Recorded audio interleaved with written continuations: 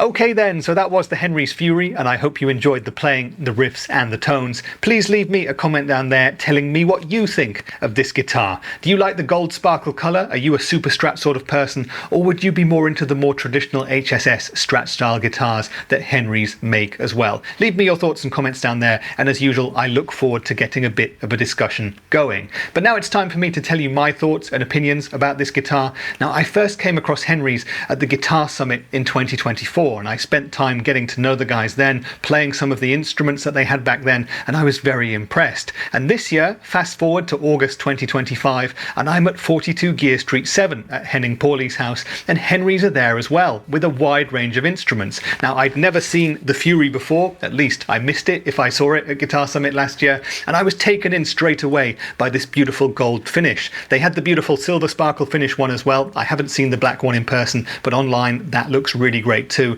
And I'm a sucker for nice finishes that draw me in and inspire me to play them. However, I initially imagined that something like the Fury, especially given its name, would be a guitar that's kind of too heavy for me. You guys know me, I'm more of an indie, alternative rock sort of a guy, but the Henry's team insisted, and they almost challenged me and said, well, actually, you can play anything you want and more on this guitar. So that's why I've got it now, that's why I've made the video with it. As soon as I picked this guitar up at Henning's to give it a bit of a strum, well, I loved the neck on it straight away. I'm a big fan of roasted maple, I love a nitro finish too, and the rosewood board on this guitar is an absolute delight. It's got lovely rolled off edges too, hopefully you can see that in the video as well, and these jumbo stainless steel frets have been done excellently as well. Now the action, the intonation, the setup on the guitar, of course it had been done for the YouTuber event, but at the same time this guitar was in a hot tent and being manhandled by 25 plus YouTubers for 4.5 days, and it stayed rock solid during that time, so that really speaks to this guitar's stability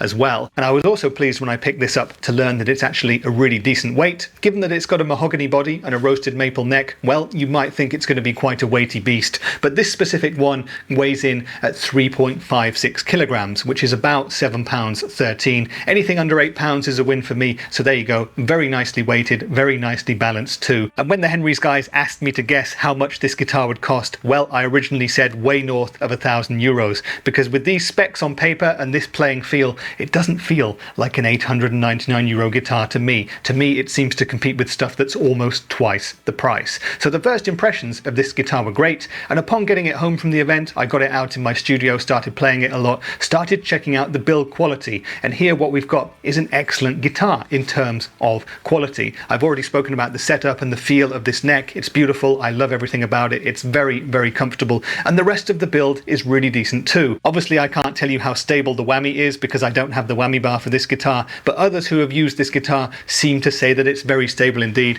and these Henry locking tuners and the bone nut here have been doing an excellent job for me, so we can assume that this guitar is going to hold tune well as well. Now in terms of the electronics here, the coil splitting tech that we've got and so on, no problems whatsoever, and in terms of how the finish and everything has been applied, this guitar seems, to my eyes, to be absolutely immaculate. So full marks in the build quality stakes as well. And then I started getting some riffs on, and well, if you're someone who likes a modern feeling Strat type neck that's not too thin but it's really easy to play all the way up, this could be the choice for you. It's got this beautiful matte nitro finish, so it's very, very slinky indeed. It feels great all the way up, the profile never gets too fat and it's never too thin down at the bottom either. These frets have been done beautifully, as I've already said multiple times, and I love this dark rosewood board as well. So in terms of my left hand, well, the playing experience is fantastic, and this being a Super Strat, it's got a very ergonomic body body as well. It's slightly offset compared to a Fender Stratocaster type body, but it's very comfortable indeed. I really appreciate the cutaway, and while I'm not really up at the 20th plus frets much at all, well, you've got excellent upper fret access on this guitar as well. And the fact that you get the strap locks with the guitar as well means that if you're on stage throwing this thing around, gigging for a couple of hours every night, that's not going to be a problem at all either. Coupled with the manageable weight, this is a guitar that also scores very highly in the playability stakes. And the other thing that we need to talk about, of course, is those sounds. And I was a tiny bit worried that these Henry's Carbonados or Carbonados might be just a little bit aggressive for me, but that melted away instantly, and especially when I activated the coil splits on this guitar. Now, one issue that you often find with coil splits is that you get a very significant drop in volume when you activate the split. That's not an issue at all with this guitar. You might notice it a little bit, but it's really not too much of a problem at all. And I think you can seamlessly switch between full-on humbuckers and coil split modes on this guitar live without having any issues whatsoever. Now, we started on some clean tones, and this guitar has beautiful classic clean tones in it, especially if you split down to coil split mode. I found that it was beautiful and sparkly for country and folky stuff, and put on the humbuckers and it starts to break up the amp nicely too. So if you're playing kind of Metallica clean sounds or whatever, that is going to work as well. Now, for me, for the clean tones, the coil split is definitely where it's at, but your mileage may vary there. And another great thing that I discovered here is that with this guitar, you can have one of the pickups humbucking and the other coil split. So that's a great in-between mix tone as well. And I thought that I got some lovely atmospheric clean tones and crunchy tones out of those settings as well. I think I prefer it if I've got the neck humbucking and the bridge coil split in that context, but I got some brilliant tones with the bridge humbucking and the neck coil split too. But that's the thing about this guitar, there are so many great different tones. And being a Super Strat, of course it loves it as you start to edge up the drive. But again, mostly with coil split, I thought it was an excellent guitar for my beloved indie and alternative rock tones too, with my Greer Lightspeed pedal, and with the humbuckers engaged for classic rock as well, also with the Greer Lightspeed. It was fantastic too. But this guitar came alive even more when I turned on the Friedman BEOD Deluxe pedal and did some hard rock and some punk rock and stuff. What a fantastic, aggressive, but clarity-filled guitar this is for those kinds of tones. I love pop punk and doing fast, palm-muted power chord chugging, and this guitar is great for that. It always maintains all the clarity that you would need. You always hear 6 notes in a distorted chord with these pickups as well. And if you want to tighten things up even more and lose some of the low end, well,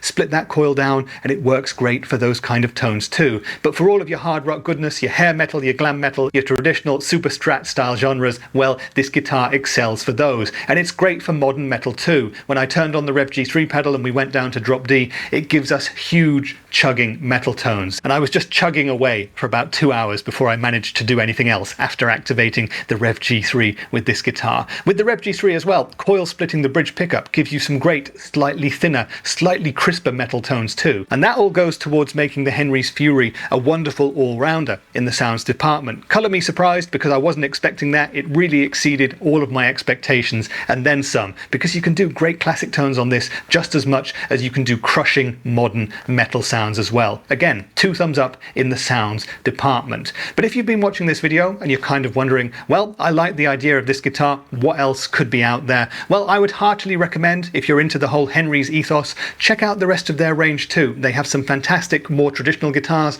They do some relic guitars too, which I know is going to be a very much kind of love or hate kind of thing. For me, I've tried the relic HSS Strat types and the Tele types, and I love everything about all of those guitars, and they're even more affordable than these. So check those out if you get the chance. There'll be a link to the Henry's website down there. But if you're looking for other Super Strat style guitars, well, there are so many different brands that give you the kind of action that you might need. Pick from Charvel, from ESP, from Fender, from EVH, from so on and so on and so on. There are going to be so many different options, and what you need to do is kind of work out in your head, what do I need from a Super Strat? What pickups do I need? What body type? What neck do I need? Do I need a Floyd Rose, and so on? Pick the specs that work for you, pick the budget that works for you, go try them out, and you'll find the Super Strat that does the business for you. But if you ever get the chance, I heartily recommend that you try out the Henry's Fury. This guitar positively surprised me in so many different ways, and I think it's fantastic value for money as well. In terms of the specs that you get here, it's a wonderful thing to behold, well worth the €899 asking price. And in terms of the feel and the playability, I really clicked and connected with this guitar straight away, and you can't say much more good things about an instrument than that. It's got a lovely neck, it sounds great, it does the business for me in any way that I could imagine. And if I ever need a guitar to do heavy kinds of stuff that can also deal really well with more classic genres, well, this is going to be the one for me. Now, I hope you've enjoyed this video about the Henry's Fury. I hope it's answered all of the questions that you may have had. But if there's anything else you'd like to know, drop me a line down there in the comments and I shall do my best to answer you. And would you like to see more Henry's guitars on this channel in the future? If so, let me know and I shall talk to the folks at Henry's and see if we can't get a few more in the coming weeks and months. If you're still around, I would really appreciate it if you wanted to give the video a like or maybe even sub to my channel, because that really does help. But that's been it for today. I've been Rich and I'll see you in the next one. Bye for now.